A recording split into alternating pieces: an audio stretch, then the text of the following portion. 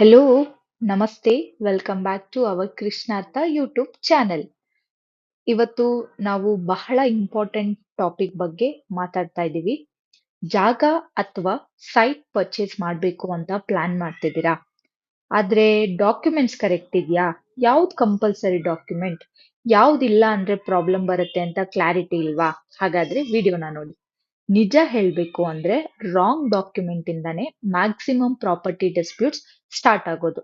Court case, loan rejection, resale problem ಎಲ್ಲ ಕೂಡ ಈ ಡಾಕ್ಯುಮೆಂಟ್ ಸರಿ ಇಲ್ಲ ಅಂದ್ರೇನೆ ಪ್ರಾಬ್ಲಮ್ ಕ್ರಿಯೇಟ್ ಆಗುತ್ತೆ. ಅದಕ್ಕೆ ಈ ವಿಡಿಯೋದಲ್ಲಿ ನಾನು ಜಾಗ ಅಥವಾ ಸೈಟ್ ರಿಜಿಸ್ಟ್ರೇಷನ್ ಮಾಡಬೇಕಾದ್ರೆ ಟಾಪ್ 10 ಮ್ಯಾಂಡೇಟರಿ ಡಾಕ್ಯುಮೆಂಟ್ಸ್ ಯಾವುದು ಅಂತ ಸಿಂಪಲ್ ಆಗಿ ಕನ್ನಡದಲ್ಲಿ ಎಕ್ಸ್ಪ್ಲೇನ್ ಮಾಡ್ತೀನಿ. ಈ ವಿಡಿಯೋನ ತಪ್ಪದೆ ನೋಡಿ, ಯಾಕಂತ ಹೇಳಿದ್ರೆ ಲಾಸ್ಟ್ ಡಾಕ್ಯುಮೆಂಟ್ ಕೂಡ ತುಂಬಾ important. First and most important document ಅಂದ್ರೆ ಸೇಲ್ ಡೀಡ್. ಸೇಲ್ ಡೀಡ್ ಅಂದ್ರೆ ಸೆಲ್ಲರ್ ಇಂದ ಬೈಯರ್ಗೆ ಸೈಟ್ ಓನರ್ಶಿಪ್ ಲೀಗಲಿ ಟ್ರಾನ್ಸ್ಫರ್ ಆಗೋದು ಅಂತ ಅರ್ಥ. ಈ ಡಾಕ್ಯುಮೆಂಟ್ಸ್ ಅಲ್ಲಿ property details, survey number or site number, boundaries, sale amount, buyer ಮತ್ತು ಸೆಲ್ಲರ್ ನೇಮ್ಸ್ ಎಲ್ಲ ಕೂಡ ಕ್ಲಿಯರ್ ಆಗಿ ಮೆನ್ಷನ್ ಆಗಿರ್ಬೇಕು.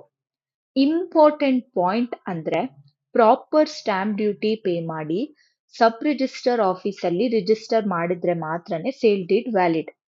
ಸೇಲ್ ಡೀಡ್ ಇಲ್ಲ ಅಂದ್ರೆ ಲೀಗಲ್ ಆಗಿ ಜಾಗ ನಿಮ್ದು ಅಂತ ಪ್ರೂಫ್ ಇರಲ್ಲ. ಅದಕ್ಕೆ sale deed equals number 1 compulsory document ಅಂತಾನೆ ನಾವು ಕರಿಬಹುದು. ನೆಕ್ಸ್ಟ್ ಡಾಕ್ಯುಮೆಂಟ್ ಅಂದ್ರೆ ಟೈಟಲ್ ಡೀಡ್. ಟೈಟಲ್ ಡೀಡ್ ಅಂದ್ರೆ ಸೆಲ್ಲರ್ಗೆ ಆ ಜಾಗ ಮೇಲೆ ಕ್ಲಿಯರ್ ಆಗಿ ಲೀಗಲ್ ರೈಟ್ ಇದೆಯಾ ಇಲ್ವಾ ಅಂತ ಪ್ರೂವ್ ಮಾಡುವಂತಹ ಡಾಕ್ಯುಮೆಂಟ್. ಇದ್ರಲ್ಲಿ ನಾವು ಪ್ರೀವಿಯಸ್ ಸೇಲ್ ಡೀಡ್ ಕೂಡ ಇನ್ಕ್ಲೂಡ್ ಆಗಿರುತ್ತೆ, ಗಿಫ್ಟ್ ಡೀಡಾ ಅನ್ನೋದು ಕೂಡ ಇನ್ಕ್ಲೂಡ್ ಆಗಿರುತ್ತೆ, ಪಾರ್ಟಿಷಿಯನ್ ಡೀಡಾ ಅಂತಾನು ಇನ್ಕ್ಲೂಡ್ ಆಗಿರುತ್ತೆ. ಈ ಓನರ್ಶಿಪ್ ಚೈನ್ ಸರಿ ಇಲ್ಲ ಅಂತ ಹೇಳಿದ್ರೆ ಫ್ಯೂಚರ್ ಅಲ್ಲಿ ಫ್ಯಾಮಿಲಿ ಡಿಸ್ಪ್ಯೂಟ್ಸ್ ಅಥವಾ ಕೋರ್ಟ್ ಕೇಸಸ್ಗಳು ಕೂಡ ಬರ್ಬೋದು. ಅದಕ್ಕೆ ಪರ್ಚೇಸ್ ಮಾಡಬೇಕು ಅಂತ ಹೇಳಿದಾಗ ಕ್ಲಿಯರ್ ಟೈಟಲ್ ಅನ್ನೋದು ಕಂಪಲ್ಸರಿ. ಯಾರ ಹೆಸರಲ್ಲಿದೆ ಅನ್ನೋದನ್ನ ನಾವು ತಿಳ್ಕೋಬೇಕು ಅಂತ ಹೇಳಿದಾಗ we need to go with the previous ownership documents. ಹಿಂದೆ ಯಾರ ಹೆಸರಲ್ಲಿ ಈ ಒಂದು ಪ್ರಾಪರ್ಟಿ ರಿಜಿಸ್ಟರ್ ಆಗಿತ್ತು, ಈಗ ಸದ್ಯಕ್ಕೆ ಯಾರ ಹೆಸರಲ್ಲಿದೆ ಅನ್ನೋದು ಎಲ್ಲಾನು ಕೂಡ ನೀಟಾಗಿ ನಮ್ಗೆ ಇನ್ಫಾರ್ಮೇಶನ್ ಗೊತ್ತಾಗುತ್ತೆ. ನೆಕ್ಸ್ಟ್ ಡಾಕ್ಯುಮೆಂಟ್ ಅಂದ್ರೆ ಎನ್ಕಂಬ್ರೆನ್ಸ್ ಸರ್ಟಿಫಿಕೇಟ್. ಇದನ್ನ ನಾವು ಶಾರ್ಟ್ ಆಗಿ ಇಸಿ ಅಂತ ಹೇಳಿ ಕರಿತೀವಿ.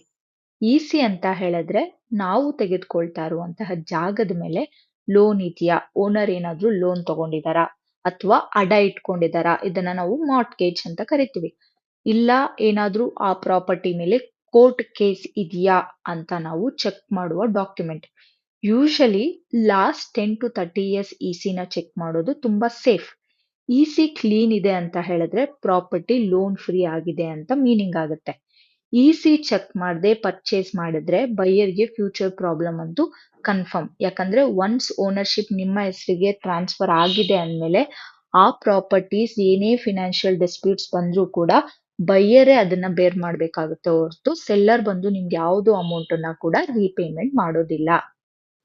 Fourth document latest property tax paid receipt. ಇತ್ತೀಚಿನ ತೆರಿಗೆ ಪಾವತಿ ರಸೀದಿಗಳು. ಈ ರಿಸಿಪ್ಟ್ಸ್ ಗವರ್ನಮೆಂಟ್ಗೆ ಟ್ಯಾಕ್ಸ್ ಪ್ರಾಪರ್ಲಿ ಪೇ ಮಾಡಿದ್ದಾರೆ ಅಂತ ಪ್ರೂಫ್. ಪಂಚಾಯತ್, ಮುನ್ಸಿಪಾಲಿಟಿ ಅಥವಾ ಬಿಬಿಎಂಪಿ ಇಂದ ಈ ರಿಸಿಪ್ಟ್ಸ್ ನಮ್ಗೆ ಸಿಗುತ್ತೆ. ಟ್ಯಾಕ್ಸ್ ಏನಾದ್ರೂ ಪೆಂಡಿಂಗ್ ಇದ್ರೆ ಅದು ಬೈಯರ್ಗೆ ರೆಸ್ಪಾನ್ಸಿಬಿಲಿಟಿ ಆಗುತ್ತೆ ಹೊರತು ಸೆಲ್ಲರ್ ರೆಸ್ಪಾನ್ಸಿಬಿಲಿಟಿ ಆಗೋದಿಲ್ಲ. ಅದಕ್ಕೆ ರಿಜಿಸ್ಟ್ರೇಷನ್ ಮುಂಚೆನೆ ಟ್ಯಾಕ್ಸ್ ಫುಲ್ಲಿ ಪೇಯ್ಡ್ ಇದೆ ಅಂತ ಚೆಕ್ ಮಾಡ್ಕೋಬೇಕು.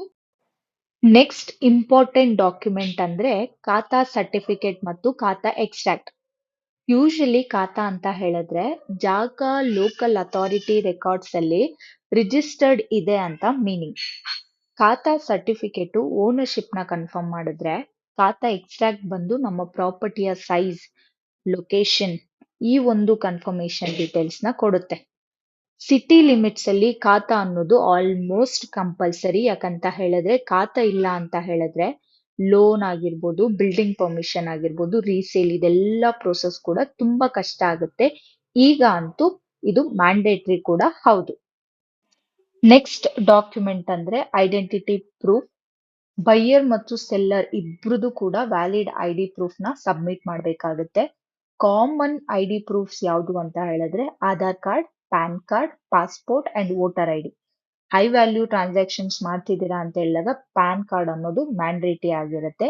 ಯಾಕೆ ಈ ಐಡೆಂಟಿ ಪ್ರೂಫ್ ತುಂಬಾ ಇಂಪಾರ್ಟೆಂಟ್ ಅಂತ ಹೇಳಿದ್ರೆ ಈ ಐಡಿ ಪ್ರೂಫ್ ನ ಕಲೆಕ್ಟ್ ಮಾಡ್ಕೊಳ್ಳೋದ್ರಿಂದ ವೆರಿಫೈ ಮಾಡೋದ್ರಿಂದ ಫ್ರಾಡ್ ಆಕ್ಟಿವಿಟೀಸ್ ನ ಆದಷ್ಟು ಕೂಡ ಇದು ಅವಾಯ್ಡ್ ಮಾಡುತ್ತೆ.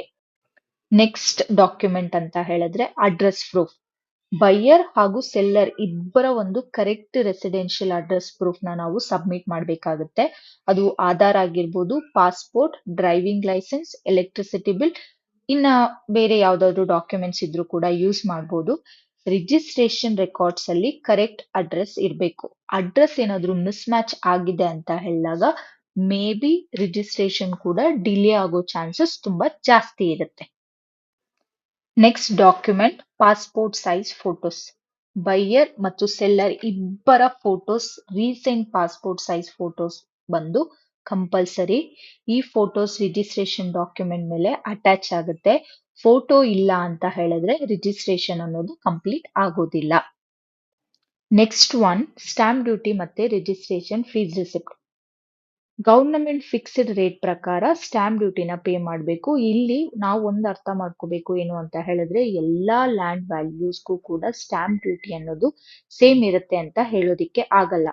ಒನ್ಸ್ ನೀವು ರಿಸಿಪ್ಟ್ ಸಬ್ಮಿಟ್ ಮಾಡದೆ ಸೇಲ್ ಡೀಡ್ ಏನಾದ್ರು ಮಾಡ್ಕೊಂಡಿದ್ದೀರಾ ಅಂತ ಹೇಳಿದ್ರೆ ಆ ಸೇಲ್ ಡೀಡ್ ನ ಲೀಗಲಿ ವ್ಯಾಲಿಡ್ ಅಂತ ನಾವು ಕರೆಯೋದಿಕ್ಕೆ ಆಗೋದಿಲ್ಲ.